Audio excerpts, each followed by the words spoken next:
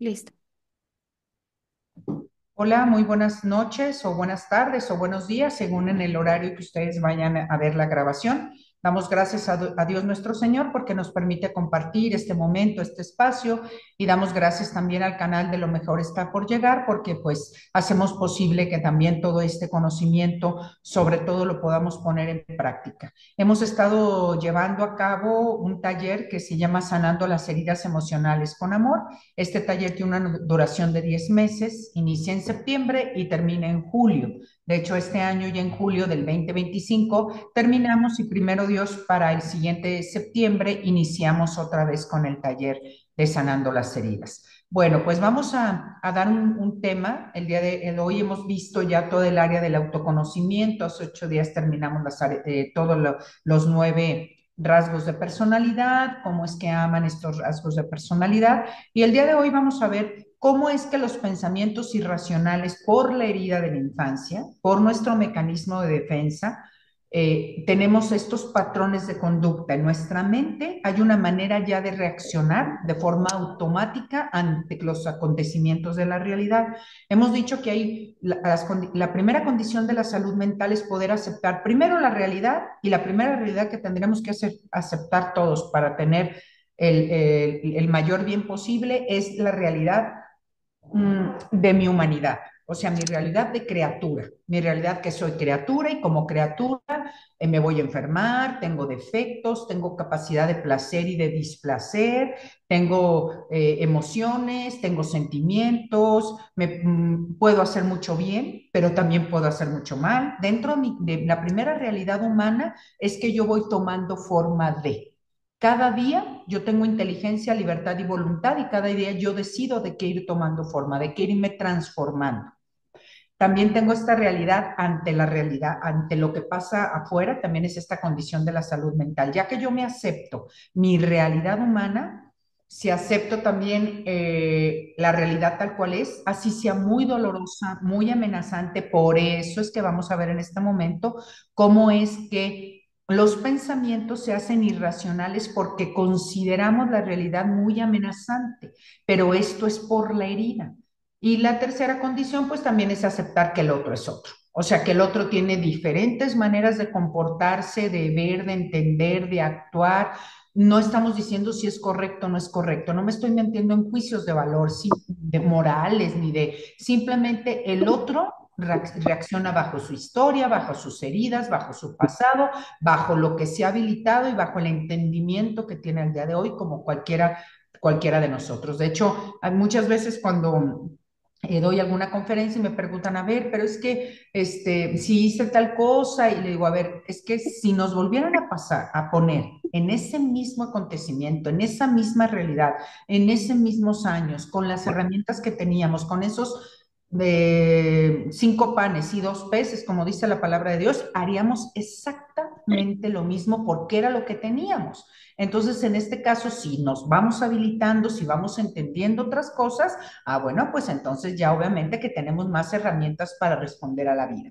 Entonces vamos a ver esto que se llaman los pensamientos irracionales por la herida. ¿Cómo es que me afectan y cómo cada uno de ellos los puedo hacer de una manera muy racional? Yo les voy a pedir a las personas que están tomando el taller de Sanando las Heridas Emocionales con Amor que por favor identifiquen cuál es el pensamiento que tienen. De estos 15, vamos a manejar 15 según el autor, porque hay autores que manejan 6, hay autores que manejan 8. Bueno, yo manejo este más amplio que son 15, y de aquí que ustedes puedan identificar, le ponen el nombre, le ponen algo de la descripción, es decir, yo por qué manifiesto esto, y ya después su historia, todo lo que hemos trabajado en el taller, en las terapias, según su rasgo de personalidad. Entonces ya lo vamos a adaptar el cómo habilitarnos. Sí, de manera general yo lo voy a dejar grabado para que podamos entender cuáles son los pensamientos irracionales y cómo los podemos cambiar en racionales con cinco conductas. Estas de manera general, todos, si aplicamos estas 5 conductas, nos puede ayudar, pero ya en el taller los vamos a manejar de manera muy personal y ya con cada uno su rasgo de personalidad. Entonces vamos a ver, identifícalos para vivir con mayor libertad emocional. Entonces, lo primero es identificar. Entonces, mientras nosotros no identificamos el patrón de conducta pensamiento irracional que se hace como mecanismo de defensa, difícilmente lo vamos a poder cambiar. Lo primero que tenemos que hacer es ir y poderle identificar, ponerle un nombre, por qué lo siento, cómo lo siento. Es más, si todavía yo a la hora de describir, lo digo para las que están en el taller, por favor, si al describir este rasgo de pensamiento irracional, todavía mi interior, en el momento de yo hacer conciencia con mi interior, la toma de conciencia, si yo siento el sentimiento de decir, híjole, es que al tener este pensamiento es porque me siento abandonado, es porque me siento rechazado, es porque me siento humillado, es porque me siento traicionado. O sea, si yo todavía identifico qué siento al tener este pensamiento o porque lo estoy utilizando como un mecanismo de defensa, abajo a qué le tengo miedo, a no ser visto, o sea, a ser abandonado, a ser rechazado, a ser humillado, a ser traicionado. ¿A qué le tengo miedo? Y de ahí yo lo puedo identificar mejor. A ver, entonces vamos a iniciar. ¿Qué son los pensamientos irracionales? Entonces vamos a ver estos pensamientos irracionales y les voy a poner una gráfica de cómo poderlos ver. Porque nos habla que tienen creencias muy rígidas, son ilógicos, vean los verbos, ¿sí? Son rígidos. Un pensamiento irracional es rígido, no se abre la flexibilidad de blanco-negro, no tiene lógica, es poco realista, genera emociones disfuncionales y dificulta alcanzar nuestros objetivos. Este es todo como completo la definición, pero lo voy a hacer ahorita de una manera desglosada para que lo podamos identificar mejor en qué momento yo lo estoy sintiendo y cómo es que lo estoy sintiendo. Pero a ver, ahí les va. Esta es la definición y hice una gráfica para que los podamos ver mejor. Si se fijan, aquí están las mismas palabras que dice todo el que son creencias rígidas, ilógicas, poco realistas, generan emociones disfuncionales y dificultan alcanzar nuestros objetivos. Entonces, a ver, aquí les va una tablita y esta si la pueden visualizar o si la pueden apuntar o si la podemos, esta es la clave de los 15. ¿Qué me dice? ¿Cómo puedo yo de una manera práctica, concreta, en el momento, cuando me doy cuenta que mi mente ya tiene este mecanismo de defensa ante el pensamiento irracional? Lo primero me dice es que el pensamiento irracional no es lógico, no tiene lógica.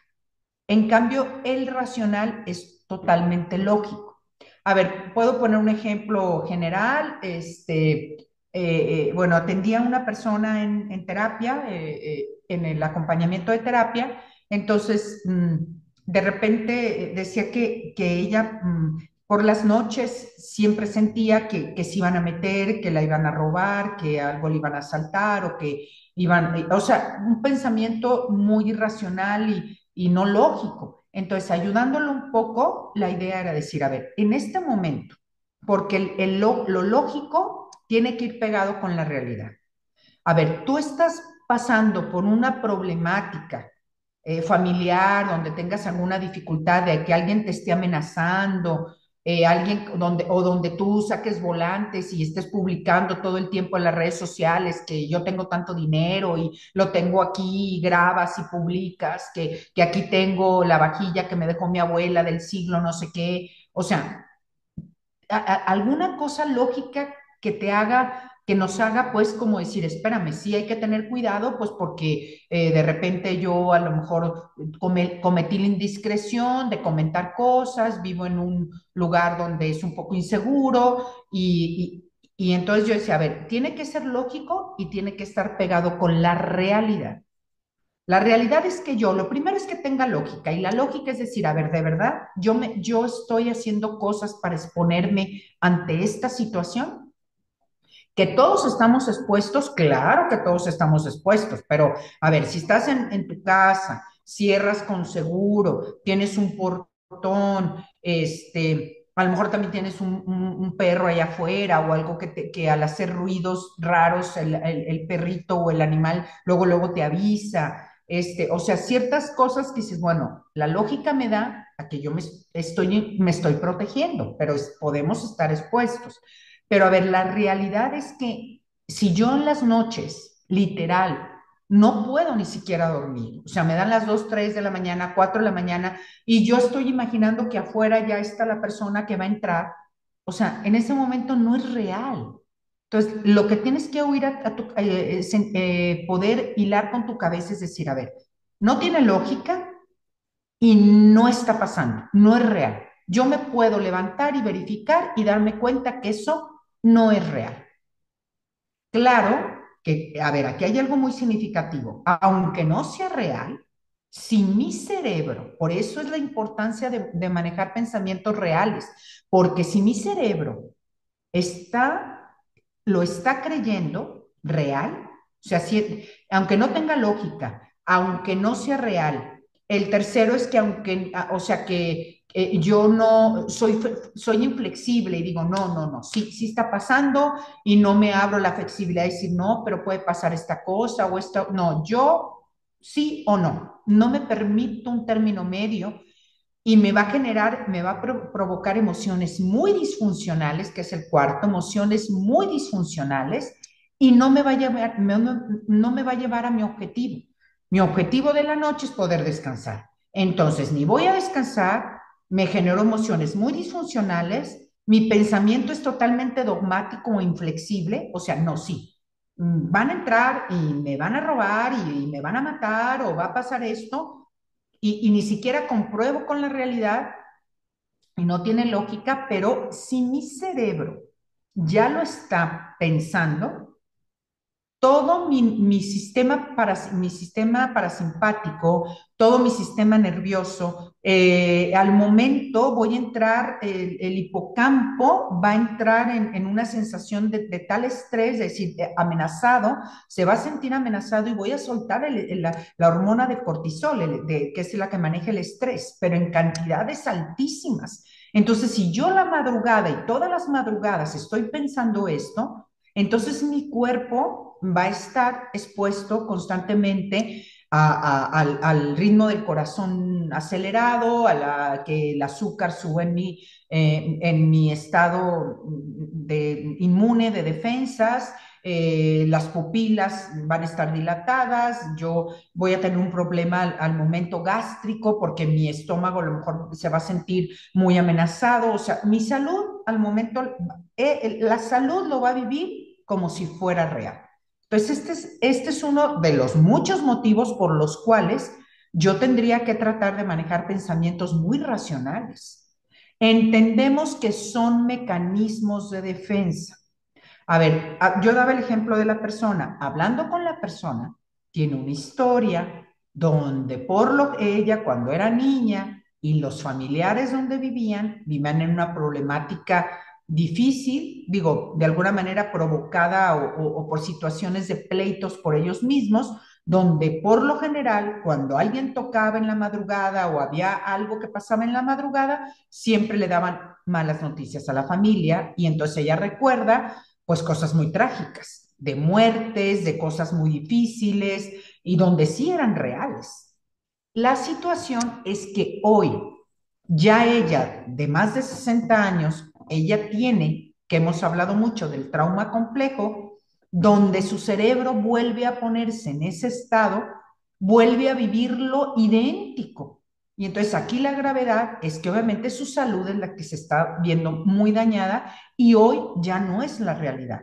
Hoy en el ambiente que ella vive, lo que ella genera, en lo que ella trabaja, en el ámbito donde se desenvuelve, ya no es esa realidad. Ya ese pensamiento se quedó de una manera irracional como mecanismo de defensa porque de niños lo vivimos. De niños o de adolescentes lo vivimos y hoy de adultos este es el gran trabajo, el poder hacer la diferencia y decir, hoy no está pasando lo mismo, hoy es diferente. Hoy puedo comprobar que no tiene lógica, que no es consistente a la realidad, que estoy siendo muy inflexible, que me está provocando emociones muy disfuncionales y me está dañando mi salud y no logro mi objetivo. Y mi objetivo en las noches es descansar. Y cualquier otro ejemplo lo podemos poner. Son 15 los pensamientos racionales y los vamos a ir viendo de uno en uno, ¿sí? Entonces aquí vamos a empezar. Este es el esquema, es el mismo, pero creo que es mejor, nos es más fácil identificarlo en la tablita, pero es prácticamente lo mismo, los pensamientos irracionales y los racionales, lógicos, consistentes con la realidad, no dogmáticos, o sea, flexibles, me generan emociones muy funcionales y me ayudan a conseguir el objetivo. Esto es lo que yo quiero lograr. Si mi cerebro dice, sí, es lógico lo que está pasando, es consistente a la realidad, así sea durísima la realidad, ¿eh? Así estemos enfrentando una enfermedad, una muerte, sí, pero es lo que hay. Pero nuestra mente no se está dañando, está aceptando la realidad tal cual es y eso ya habrá, lo abrimos a la espiritualidad, a la gracia de Dios, a abrazar la realidad y que todos los seres humanos podemos soportar el displacer que nos genera la realidad. Pero es muy diferente vivir de realidad. Sí, es lógico. Está pasando esto muy grave, es consistente a la realidad. Sí, lo estoy comprobando, está pasando, la persona le está pasando tal cosa. No es relativo, ¿sí? No estoy siendo cerrada o inflexible, me doy ideas que, pues, bueno, está pasando esto, pero puedo habilitarme de tal forma, puedo ayudar de tal forma, y me genera emociones funcionales y disfuncionales. Ya cuando la realidad me está mostrando algo muy doloroso, algo muy que me duele bastante, sí, yo puedo estar abierto que pueden ser aquí las dos emociones. No esperemos que siempre a mí me dé emociones muy funcionales. Si la realidad es así como la estoy viviendo, pues claro que mis sentimientos van a ser funcionales y disfuncionales de los dos, pero pondré solución. Pero aquí lo más importante es darme cuenta cuando son totalmente irracionales. Vamos a los 15. Vamos a empezar con el primero, que es el del filtraje. ¿Qué me dice el filtraje? El del filtraje es enfocarse únicamente en los aspectos negativos de una situación, ignorando lo positivo.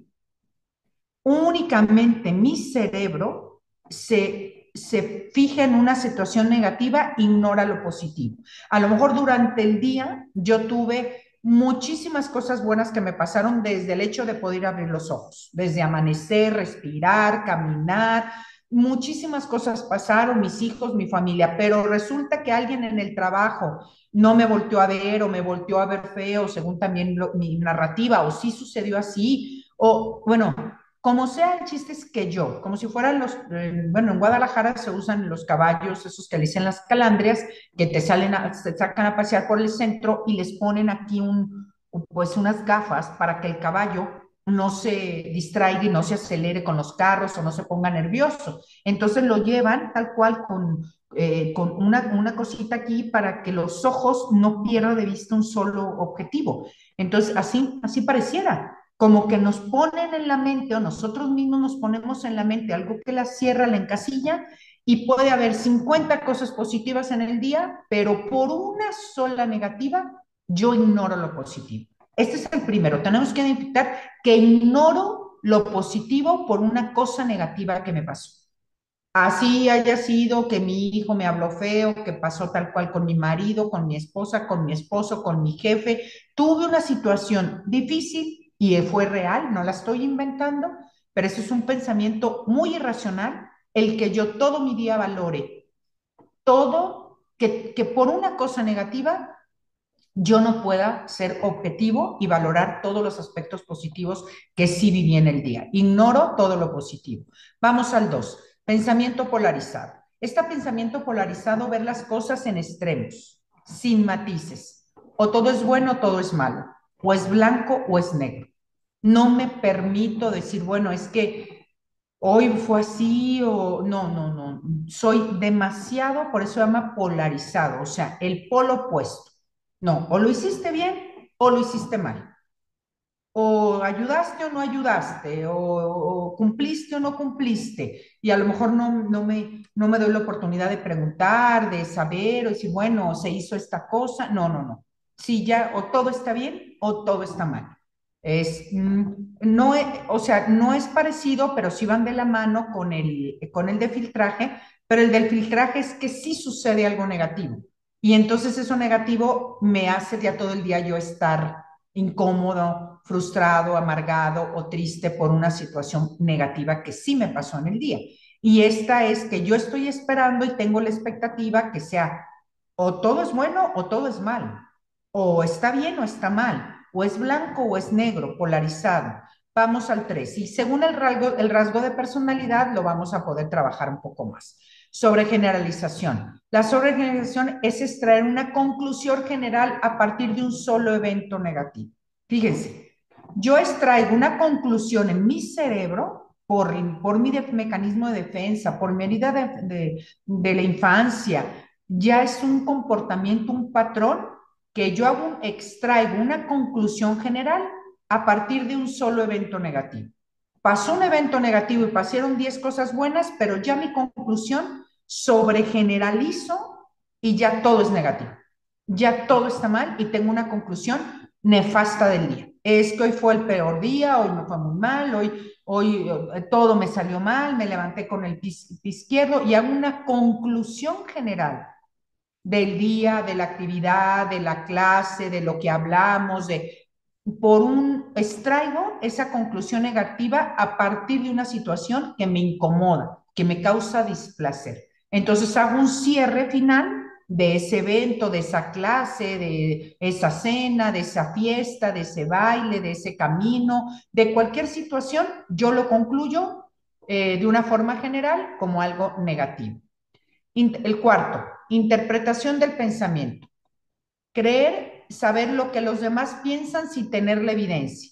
O sea, yo interpreto al momento, la persona me está diciendo algo que ya no va a poder ir conmigo o que va a llegar más tarde, en fin, cualquier cosa que la persona me diga, al momento yo ya lo hago y interpreto lo que me va a decir, ¿sí? O llego a la conclusión o simplemente en el momento que me está diciendo algo, yo ya tengo la respuesta de lo que me va a decir, ¿sí? Yo ya estoy pensando qué es lo que el otro piensa, pero yo me lo estoy imaginando, ni siquiera le doy oportunidad de que lo diga. Es más, ya a lo mejor cuando me lo está diciendo yo ya ni siquiera lo escucho, porque yo creo saber lo que los demás piensan. No, es que va a decir esto, es que va a contestar esto, es que esto, y ni siquiera escucho, y fíjense la palabra tan clara, yo ya no estoy escuchando, yo ya no le pongo atención a la persona, yo ya estoy en mi interpretación. Cuarto, yo interpreto el pensamiento del otro. Cinco, visión catastrófica. Esperar siempre el peor resultado posible ante cualquier situación. Visión catastrófica. A todo yo le pongo, es que es lo peor que va a pasar, es que vamos a chocar, es que nos van a robar, es que me voy a caer, es que va a pasar. O sea, yo desde ahí, y como lo decimos, si el cerebro, en el momento que yo estoy pensando en la posibilidad, yo ya suelto los neurotransmisores en mi cerebro. O sea, así como en lo positivo también pasa en lo negativo. Si yo voy a ir a una fiesta o voy a tener una cena y estoy muy emocionada y yo desde antes preparo mi casa, pongo la cena, pongo la mesa, me arreglo, es más, me probé a lo mejor 2, 3 vestidos antes a ver cuál se me ve mejor, el anticipo ya es la felicidad. O sea, mi cerebro ya suelta los 4 neurotransmisores de la felicidad, que es la oxitocina, la dopamina, la serotonina. O sea, ya suelta todos los neurotransmisores de la felicidad, porque yo ya lo estoy viviendo anticipado. Y ya si en la fiesta, en la cena, me fue muy bien o me haya ido como me haya ido, yo ya mi cerebro vivió y mi cuerpo ya recibió todo el beneficio que le da a los 4 neurotransmisores de la felicidad. Pero lo mismo le pasa si yo tengo este pensamiento catastrófico. Al momento voy a soltar y la amígdala se va a poner en alerta y va a decir, cuidado, aquí estás ya pensando que es lo peor, que te van a violar, que te van a matar, que te van a... Estás pensando lo peor. No estoy diciendo que no seamos personas precavidas según el lugar donde estás. No, no, no, no. Esto estoy hablando que es de una manera automática y sistemática que nuestro cerebro se pone en todas las situaciones de una visión catastrófica y entonces yo ya lo vivo así. Mi cerebro ya se pone, suelta el cortisol y yo tengo una inflamación de cortisol y mi cuerpo y ya tengo insomnio, ya tengo algunas cuestiones de salud, cada quien en diferentes partes del organismo empiezo a padecer porque mi visión es catastrófica y la vivo de una manera constante, ¿sí? O sea, esto es repetitivo y me es muy fácil que mi cerebro se vaya por ahí porque ya utiliza este mecanismo de defensa. Vamos a las 6. Personalización. Asumir que todo lo que ocurre está relacionado contigo o es tu culpa.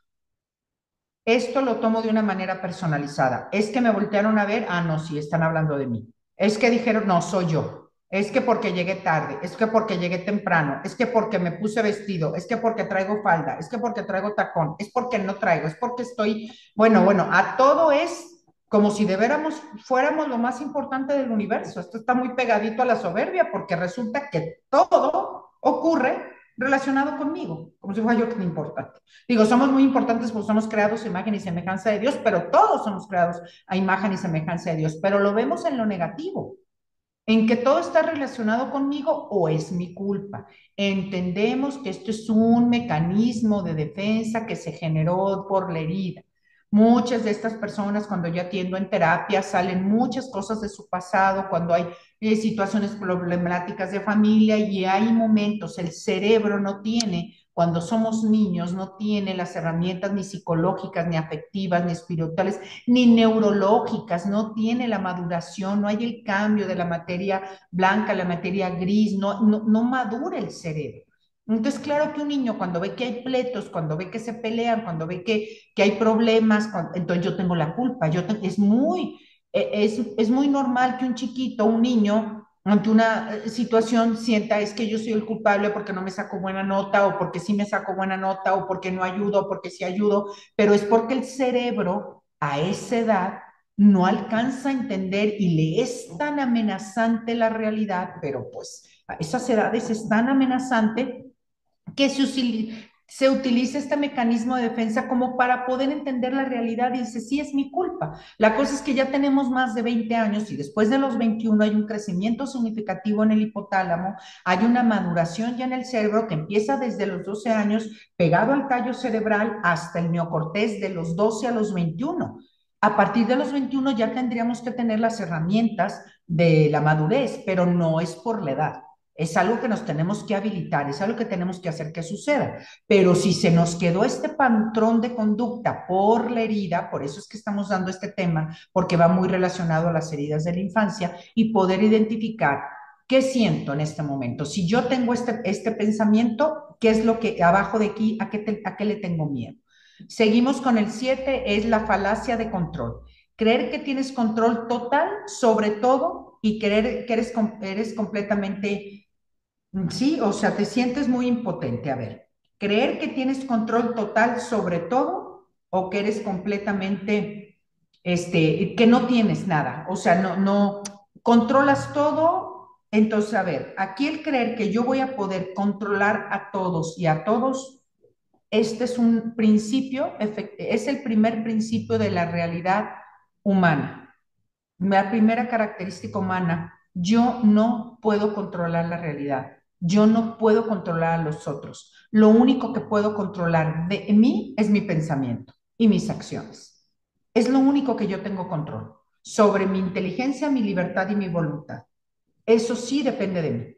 Yo sí depende lo que yo pueda pensar, la inteligencia espiritual o la inteligencia sabia que yo pueda ver ante la realidad, eso sí depende de mí. Solamente mi inteligencia, mi libertad y mi voluntad, pero la mía, no la del otro. Yo no puedo controlar que el otro piense, que el otro diga, que el otro haga, que el otro haga, que el otro. No, nada, absolutamente nada puedo controlar. Es una falacia, por eso dice, es un error. La falacia es un error de creer que puedo controlar cuando yo no controlo nada de la realidad. Falacia de justicia, igual el creer que todo debe ser justo según tus propios criterios. ¿En dónde está escrito? ¿Quién dice? De hecho, si algo que podemos ver es que a veces dices, no, es que en la vida ni siquiera es justa, o sea, porque dice, bueno, hay personas que hacen muy bien las cosas y como resultado van a pasar ciertas otras, pues es una realidad. El mismo Jesús de Nazaret, el que murió en una cruz, el peor de los pecados, el de los más malhechores, el que, diciendo, bueno, pues, ¿qué cosas tan graves hizo para poder merecer esta muerte? Entonces, claro que no fue justo. el Hijo de Dios, el Hijo de María, el que viene a redimirnos y a salvarnos y el que está vivo y resucitó, pero no fue justo. No fue justo, lo abandonaron sus discípulos, no fue justo, no fue justo todo lo que vivió, no fue justo. O sea, la hora de la muerte de cruz no fue justo. Y entonces pues, nosotros, bajo nuestros criterios, que creamos que esto es justo, esto es injusto, es una falacia de justicia que no, que tiene mucho de antes, qué pasó antes, qué circunstancias, qué hay en el corazón, qué sucede, son muchísimas cosas antes de creer que tiene que ser justo o que yo no me lo merezco y esto va muy hilado con la herida de injusticia. Razonamiento emocional. Pensar que algo es verdadero solo porque se siente así. Aquí es, yo lo siento, entonces yo me muevo bajo esta hipersensibilidad. Por eso es que mi verdad es porque yo así lo siento. Y entonces los sentimientos yo los puedo alimentar. La emoción es muy corta, es instantánea. La raíz de la palabra emoción es mover, conmover, remover. Algo que te mueve, te invita a moverte, a quitarte de ahí porque lo más seguro es que tengas que salvar tu vida porque es de la emoción de la ira, para quitarte de un lugar de alguien a que te quiere amenazar, ¿sí? La emoción de la tristeza para volverte a integrar, o sea, la emoción te mueve algo, pero y después de esa emoción yo alimento el sentimiento y siento, entonces ya es que yo mis emociones se van al cerebro, a mi razón y digo, no, pues sí, si yo estoy triste, mi razonamiento es que tiene que ser así. Si estoy muy alegre, mi razonamiento es ese. Si estoy muy iracundo, mi razonamiento es este. Según la emoción que tengo, la alimento, genero los sentimientos, que esos duran el tiempo que yo quiera darle vueltas y vueltas y vueltas, puede durar el sentimiento, yo lo puedo alimentar por años, el sentimiento de la ira, el sentimiento de la tristeza, el sentimiento de la alegría, por años lo puedo seguir alimentando. Pero por eso dice que ya mi razonamiento se mueve a través de la emoción. Vamos al 10. Falacia de cambio. Esperar que otros cambien su comportamiento para que tú estés bien. O sea, eso es totalmente vivir de la expectativa y la expectativa, como la hemos trabajado mucho, viene la palabra de latín que quiere decir expectatum, o sea, yo expectatum, yo ya me vi, quiere ver de que yo ya me vi que va a pasar esto, entonces es esperar que el otro cambie su comportamiento y así voy a estar bien yo. Entonces quedo totalmente vulnerable. La falacia de cambio es totalmente vulnerable y es muy infantil. Es esto que desde el niño que dice, yo como tú me enfermo, yo como tú estoy triste, yo como tú estoy alegre, yo como tú te enojas, me enojo, yo como tú, pero esta es una actitud totalmente infantil cuando los niños no tienen las herramientas, las neuronas, y entonces si mamá está triste, ellos están tristes, si papá se pelea, ellos también se pelean. No hay manera de acomodar esta realidad en el cerebro ni en el corazón, entonces se utiliza este mecanismo de defensa del cambio, es decir, hasta que mi mamá cambie yo voy a estar feliz, hasta que mi papá cambie yo voy a estar feliz, hasta que mi marido cambie yo voy a estar feliz, hasta que mi esposa cambie, hasta que mis hijos sean de tal forma, yo voy a estar feliz. Entonces, es totalmente irracional que mi felicidad pueda depender de que otro haga, diga o no diga. De una edad infantil lo entendemos totalmente y es totalmente aceptable, de una edad infantil. Claro, ningún niño pequeño o adolescente resulta que si mamá está enojada, mamá está gritando, mamá está golpeando, mamá está en alguna adicción, pues claro que todo esto nos devasta. Por eso es que de niño se tiene esta idea, cuando mi mamá cambie, cuando mi papá cambie, cuando mis papás hagan esto, yo ya voy a estar bien, pero esto es a una edad hasta antes de los 21. Después de los 21 se tiene que entender que el otro es otro, que yo soy yo y que yo tendría que habilitarme a estar bien a pesar de que el otro decida vivir de una manera muy inadecuada. Aquí es donde entra la capacidad del ser humano que todos tenemos del displacer. ¿Qué voy a hacer yo con el displacer que me genera que el otro decida actuar de una manera violenta? ¿Qué voy a hacer yo con el displacer que me genera que el otro no cambie? ¿Qué voy a hacer yo con el displacer que me genera y la frustración y el trauma y todo lo que me genera a mí? ¿Qué voy a hacer yo con esto que me genera que el otro decide tener comportamientos muy iracundos, muy de celos, muy inadecuados? Es el otro, no soy yo. Y esperar que yo voy a ser feliz hasta que el otro cambie, me quedo totalmente vulnerable ante la vida. Por eso es un pensamiento muy irracional, porque no depende de mí. Para que el pensamiento sea racional, depende de mí, solamente de mis recursos.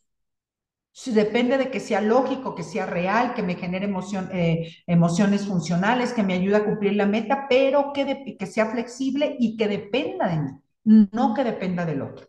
Para que sea racional, tiene que depender de mi inteligencia, de mi libertad y de mi voluntad. Y de todos modos, todo eso, a fin de cuentas, depende de Dios. Yo no soy Dios, yo soy humano. Y como humano me puedo equivocar, como humano puedo fallar, como humano me voy a enfermar, como humano me voy a morir. Sí, recuerdo perfecto que una vez en una plática que les decía esto a los jóvenes, después como que el chavo pudo entender muy bien el concepto de que no es Dios y que es humano, y después me dijo, ah, no, pues entonces, ¿para qué voy a hacer las cosas? Y de todos modos, pues a fin de cuentas todo depende de Dios. Si yo estudio, yo a lo mejor estoy estudiando porque quiero que me vaya muy bien y porque quiero tener una carrera y porque quiero tener esto, pero a fin de cuentas, pues capaz que me enfermo y entonces, pues no, ¿para qué? Si de todos modos todo depende de Dios, le dije muy bien. Dije, nada más, si quieres hacemos un estudio longitudinal y dentro de 10 años, con alguno de tus compañeros que sí quiera decidir estudiar, cuidar su salud, cuidar su estado emocional, terminar la carrera, ponerse a trabajar, y tú que decides no moverte y no hacer nada y dejar que la vida te lleve como, pues ahí como el viento, una hoja nomás para donde se mueve el viento, vemos qué resultados hay de aquí a 10 años. O sea, independientemente que todo dependa de Dios, nosotros tenemos que hacer todo con toda la pasión, con toda la fuerza, con todo el espíritu, guiarnos con el buen espíritu. Y sí, es, efectivamente, no somos dioses para decir, ah, no, yo no soy infalible, no me voy a equivocar, no me voy a enfermar, no me va a pasar. No, no, no. Todo nos puede pasar porque somos humanos. Y dentro de la humanidad entra todo esto. Entonces, la falacia de cambio. Etiquetas globales. Colocar etiquetas negativas a uno mismo, a los demás, basándose en errores aislados. Como dicen, me mataste un perro y eres mataperros. Un día cometiste un error y ya siempre me va a pasar. Yo ya, y entonces etiqueto. Y de una forma muy negativa, a mí o a los demás. Es que ya una vez llegó tarde, siempre va a llegar tarde. Ya una vez me quedó mal, siempre me va a quedar mal. A lo mejor podemos intentar decir, bueno, voy a dar oportunidad. Si veo que no, bueno, ya es una situación de la persona y yo ya voy a prever y voy a cuidarme a mí también y pondré mis límites. Pero los primeros son límites a mí mismo, límite al otro y después el límite que yo le pido al otro. Pero son estas etiquetas globales por una situación negativa y entonces para siempre mi narrativa es esa. Culpabilidad. Asumir la culpa por todos, hacer sentir culpables a los demás sin razón. Puede ser las dos formas. Asumir la culpa por todos. Yo tengo la culpa, yo me equivoqué, yo no llegué, yo no hice. Y digo, y la verdad a lo mejor era algo que tiene que ver con la familia, es multifactorial, depende de muchas cosas. Ah, no, pero yo asumo que es mi culpa. O sea, yo asumo que yo siempre voy a tener la culpa de todo porque a lo mejor, insisto, de niño fue un mecanismo de defensa y quizá la situación en mi hogar, en mi casa, yo veía que eran muchos gritos, mucha violencia o mucha tristeza y cuando yo decía, no, es que yo tuve la culpa, ya todo se calmaba. No, no, no, es que no regañes a mi mamá, es que no golpees, es que yo tuve la culpa, yo tuve la culpa. O sea, si yo veía que en algún momento el yo asumir la culpa generaba o a un bien mayor, pues entonces yo ya me quedo, tengo 40, 50, 60, 80 años y sigo asumiendo siempre la culpa. Cuando ya es una edad donde puedo entender que los adultos, cada uno puede hacerse responsable, pero se me queda ese mecanismo de defensa. Hacer sentir que todos los demás tienen la culpa sin razón. Igual también a lo mejor fue un mecanismo de defensa que si yo asumía que cometí algún error, el pago que tenía era o abandono o injusticia o traición o me humillaban, entonces no, pues decir, no, yo mejor le echo la culpa a todos menos a mí porque el castigo iba a ser muy fuerte. De hecho, también comentando también en alguna terapia, me comentaba una persona que era tal grado de no asumir la responsabilidad y echar la culpa a los demás, porque de verdad era muchísima violencia la que vivía había momentos donde yo, claro, pues como niños o adolescentes, cometíamos algún error y yo tenía en las manos la evidencia que había sido yo, la evidencia literal. Y de todos modos, al momento decía, no, no, no, yo no fui, fue fulanito. Y sí, ya tiene bastantes años y sigue reaccionando igual. Y tiene la evidencia en las manos que es él el que se puede equivocar porque somos capaces de error, pero en vez de asumirlo y decir, bueno, pero puedo cambiarlo y me equivoqué en esta ocasión y me voy a habilitar para ser mejor, no. La primera defensa es echar la culpa a otro. Entonces, de aquí, por eso es este pensamiento totalmente irracional. El 13, los deberías. Tener reglas rígidas sobre cómo deberían de ser las cosas o cómo debería actuar los demás. ¿Sí? El tienes que y debes de. Esto es sobre todo muy del rasgo de personalidad tipo uno, totalmente inflexible, muy rígido, las reglas, el debes de, tienes que, las cosas se hacen así porque así están establecidas, porque este es el mayor bien, porque así dice la ley, porque así dice la norma, se lo aplica para la persona y se lo aplica para los demás. El debes de y tienes que. Aquí entra la falacia, el pensamiento irracional cuando realmente el mismo Jesús dijo, yo no vengo a abolir la ley ni a quitarla, pero sí vengo a darle plenitud en el amor. Entonces, si la meta, porque decimos que lo que me quiere lograr el pensamiento racional es que me quiere lograr una meta. Si lo único que quiero lograr es que todo y todos y yo y todos hagan el bien y no tengan nada de error, bueno, pues tendré esa meta. Pero si mi meta es tener una cena agradable, pasármela con mi familia, que no, o sea, que no se llegue a esa violencia de que pues pueden cometer algún error no, y podemos de todos modos estar bien como familia y si mi objetivo es cenar y pasármela bien, pues entonces yo tendré que pasar por esto, como dice Jesús, no vengo a quitar la ley, pero sí a darle plenitud en el amor. Si mi meta es el amor y el mayor bien y pasar una cena agradable, pues entonces el debes de y tienes que, tendría yo que esa no sea la prioridad. Y no estoy hablando de que quitemos, que no sea un bien mayor o que no tengamos ciertas reglas que nos ayuden al bien común. No, creo que se entiende bien para las personas que tienen pensamiento irracional, creo que pueden distinguir en dónde es que no es el amor primero, ¿sí? Que no sea la ley por la ley, sino que sea el amor también por delante. El 14 y vamos a terminar, necesidad constante de mostrar que uno tiene la razón, incluso a costa de las relaciones. Va muy pegado con el 13 también, porque es esta necesidad constante de demostrarle a todos que yo tengo la razón. Y sí, lo más seguro es que la puedas tener bajo la ley y bajo la norma, lo que está escrito, la ley, la norma, el debes de, el tienes que, pero si es a costa hasta de humillar al otro, de una relación afectiva, amorosa, de familia, de un bien mayor de la persona, ahí es donde este pensamiento a lo mejor ya no es tan racional y se convierte en irracional porque me aleja de todos, me aleja del encuentro. Y hemos dicho que la palabra perfección que nos hablan los evangelios, la raíz de la palabra perfecto es teleios. Y teleios viene de telecomunicación, teléfono, telegrama, televisión. Todo lo que tiene que ver con la telecomunicación, las comunicaciones, eso tiene que ver con lo perfecto. Por eso Jesús decía, que sean uno y que sean perfectos como mi Padre y yo somos perfectos. La perfección es encuéntrense. Como mi Padre y yo nos encontramos así, encuéntrense. La perfección de la que habla Jesús no es de que hagamos todo bien, no porque hagamos todo mal, tampoco. Pero Jesús de la que habla en el Evangelio de la palabra perfección, y si buscamos, la raíz es teleios, que quiere decir todo lo que te encuentra con el otro, como ahorita que estamos encontrándonos a través de la plataforma de Zoom, que puedes comunicarte con tus familiares si están viviendo en otro país, todo eso te encuentra con el otro. Entonces, esta es la raíz de lo perfecto, que se puedan encontrar. Entonces, si nosotros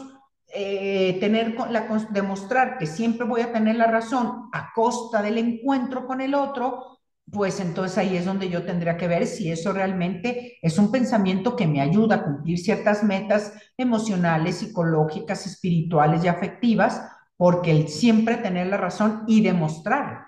Y con esta sensación hasta un poco soberbia de decir, ves, yo tengo la razón porque resulta que yo necesito tener la razón para sentirme amado, para sentirme aceptado, para sentirme visto, para sentirme que estoy, yo necesito tener siempre la razón. Entonces ya cada quien pensará y verá si en este momento de su vida este es el mayor bien. Y por último, falacia de recompensa divina. Creer que el sufrimiento o buen comportamiento garantiza una recompensa futura. El que de alguna manera a todo le pongamos como la parte milagrosa, ¿sí? Que a todo va a ser milagro y a todo, a ver, no porque Dios no nos haga esto, la propia vida, el respirar es un milagro, pero el creer que si yo voy a estar sufriendo o voy a hacer algo, o voy a tener este buen comportamiento, me va a garantizar una recompensa futura. Aquí es la garantía. Entonces, no es evangélico y no es la esperanza, porque vivir de la esperanza evangélica, vivir de la esperanza es que independientemente suceda lo que suceda de la realidad, yo voy a estar bien, porque creo en Dios, porque la fe de Dios es confiar en Él, la fe es la confianza, es entregar todo. Entonces yo la garantía la voy a tener en Jesús, en que se va a cumplir lo que el cielo prometido, lo que yo creo, pero no en que yo decir, ay, sí, es que porque yo ya sufrí esto o tengo, siempre me porto bien, yo a fuerzas voy a tener una recompensa, ¿sí? Que se me va a recompensar. La recompensa, y aparte la recompensa puede ser, no sé, en la cabeza de cada quien qué recompensa esté pensando, porque Jesús en la vida práctica, en lo que él vivió, que fue en el huerto de Maús, en el huerto de los olivos, antes de que se lo llevaran presos, nos dice la palabra de Dios, y si vemos los evangelios, dice que tuvo miedo de muerte, angustia de muerte, y que sudó sangre. Y entonces en ese momento fue una cruz lo que vivió.